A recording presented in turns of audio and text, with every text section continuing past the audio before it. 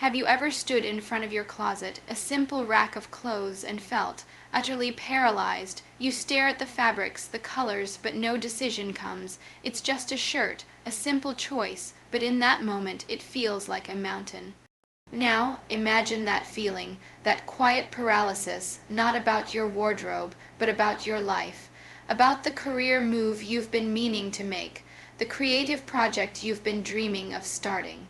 The difficult but necessary conversation you've been putting off. This isn't a lack of ambition. It isn't laziness. It is a silent epidemic. It's called decision fatigue, and it is quietly, methodically, killing your dreams. Every day, from the moment you wake up, you are a CEO of a tiny, demanding corporation called your life. You are barraged with choices: what to eat, which route to take, which email to answer first, which notification to dismiss. Each one, however small, draws down a precious reserve, a finite currency of willpower and mental clarity. By the time you finally have a free moment, those precious minutes in the evening, that quiet hour on the weekend, the treasury is empty. The mental energy required to choose the path of growth, to pick up the pen, to make the bold phone call, to learn the new skill. It's gone. It has been spent on 1,000 trivial things, and so you default. You choose the path of least resistance. You scroll, you watch, you consume, because it requires no choice. It's a pre-made path. Your dreams don't die in a dramatic explosion of failure. They die in the whisper of "I'll do it tomorrow." They suffocate under the gentle, heavy blanket of "I'm just too tired to think about it right now." We must become guardians of our own mental energy. We must see that every trivial choice we automate, every unnecessary decision we eliminate, is an act of profound self-care. It is a direct deposit into the account we will need to draw from for the things that truly matter. We often picture the death of a dream as a singular, catastrophic event, a door slammed shut, a rejection letter received, a public failure that humiliates us into surrender. We brace for these dramatic moments, believing they are the greatest threat to our aspirations. But this is a misunderstanding of how dreams truly fade. The far more common and insidious killer is a silent, cumulative process. It is the slow, imperceptible drain of our mental and emotional resources, drop by drop, until the well from which we draw the courage to act is simply empty. This phenomenon is decision fatigue, and it operates not with a knife, but with 1,000 tiny weights, each one trivial on its own, but together capable of pinning us to a life of quiet compromise.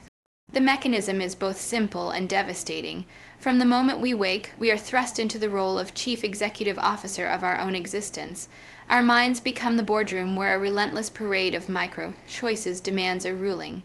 What should I wear? What should I eat for breakfast? Which of these 50 nearly identical products should I buy? Which email deserves my attention first? How should I phrase this text message? Each of these decisions, no matter how insignificant it seems, draws upon the same finite cognitive reserve, the same pool of mental energy and willpower. It is a biological and psychological reality. Our capacity for deliberate, considered choice is exhaustible.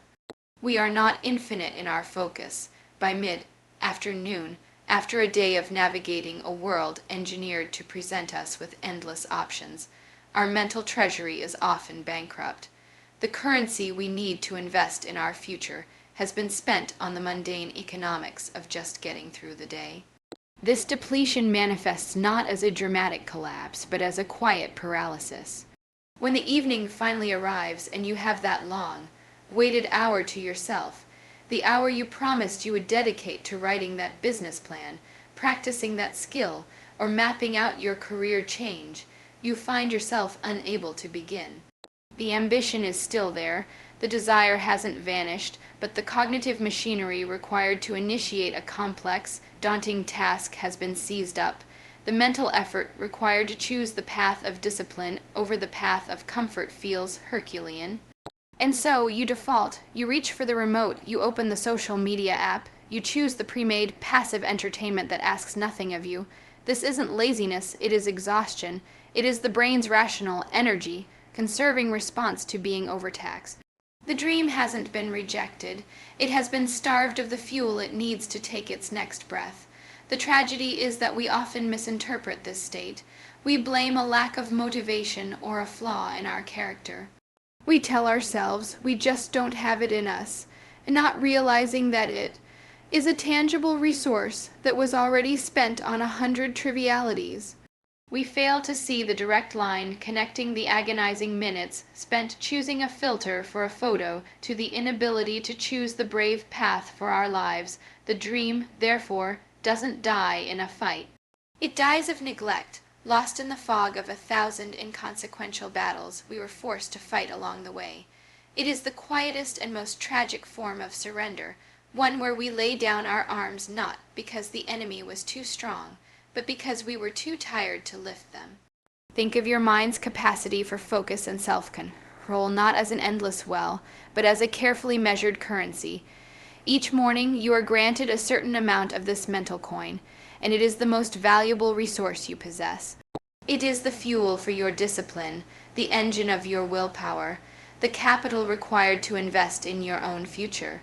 This is the currency you must spend to choose the salad over the fast food, to go for a run when you are tired, to open the textbook instead of turning on the television, and to finally draft that proposal for the project you believe in.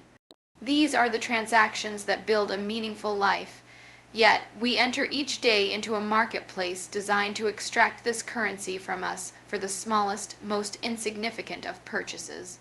The modern world is a labyrinth of trivial choices, each one a tiny toll booth demanding a coin from your limited supply. The simple act of navigating a supermarket aisle becomes a complex cost, benefit analysis of price, nutrition, brand, and environmental impact. Your inbox is a relentless auction house where each subject line bids for a fragment of your attention. The digital world is a slot machine for your focus, with every notification, every "you might also like." Every swipe and tap designed to trigger a micro decision that drains your mental reserves. We believe we are merely browsing, shopping, or planning our day, but in reality, we are engaged in a continuous, draining auction of our cognitive resources. We are spending our dream, capital on the mental equivalent of junk food, filling, perhaps, but utterly devoid of the nourishment needed for growth.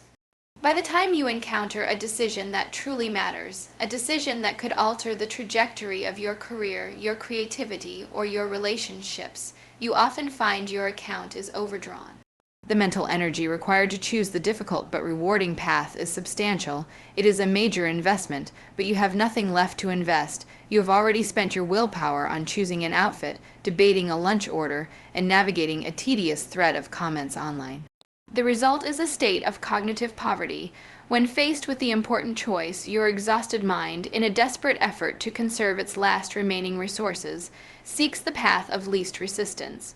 It opts for the default setting, the pre-existing option, the safe and familiar. It says, "I'll do it tomorrow," and not out of laziness, but out of a genuine physiological deficit. The ambitious project is deferred not because it isn't valued, but because the cognitive price tag feels unpayable in that moment of depletion. Your dreams are not abandoned, they are simply outbid by 10,000 trivialities. When your mental energy is depleted, a subtle but powerful shift occurs in your behavior. You do not consciously decide to abandon your ambitions. Instead, you find yourself irresistibly drawn to the path of least resistance. This is not a moral failing, it is a psychological default setting. Your brain, in a state of decision fatigue, seeks to conserve its remaining resources. It actively avoids tasks that require complex thought, willpower, or emotional labor. And what is the most readily available, prepackaged path of least resistance in our modern world? It is the passive consumption of digital content, the endless scroll through social media, the binge watching of a television series. These activities are engineered to be effortless. They require no initiation, no difficult choices, no output of creative energy. They are a cognitive warm blanket, offering the illusion of engagement while demanding absolutely nothing in return. This is the environment where procrastination does not just visit, it takes up permanent residence. The dream you meant to pursue, the business plan, the novel, the fitness regimen, sits on the other side of a chasm. To reach it, you must build a bridge. Building that bridge requires a series of active, conscious decisions. What is the first step? What resources do I need? How do I structure my time? These are precisely the kinds of energy, intensive tasks your depleted mind is desperately trying to avoid. And so, you remain on your side of the chasm. You pick up your phone not as a deliberate choice, but as a reflex. You click play next episode automatically. Each minute of passive consumption is a minute you are not spending building your bridge. But more than that, it is a minute where you are actively reinforcing the neural pathways that lead to inaction, making it easier to default to that same passive state the next time you feel tired or faced with a challenge. The most dangerous aspect of this cycle is that it creates a vicious, self-justifying loop. You feel guilty for not working on your dream, so you seek the distraction of passive consumption to numb the discomfort of that guilt. This further depletes your mental energy, making the prospect of starting your important work feel even more daunting the next time you consider it. The dream itself begins to transform in your mind. It ceases to be a source of excitement and becomes a source of anxiety, a towering reminder of your own inaction. You start to associate the dream with feelings of fatigue and failure, and the path of least resistance with relief. This is how the slow death occurs.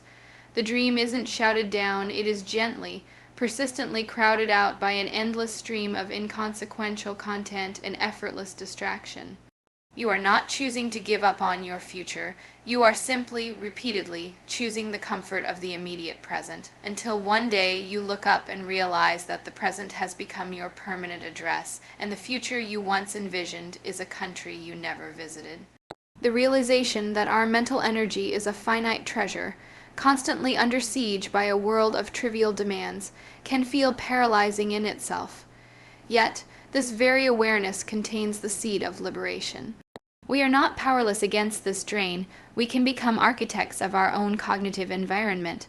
The solution is not to try and muster more willpower.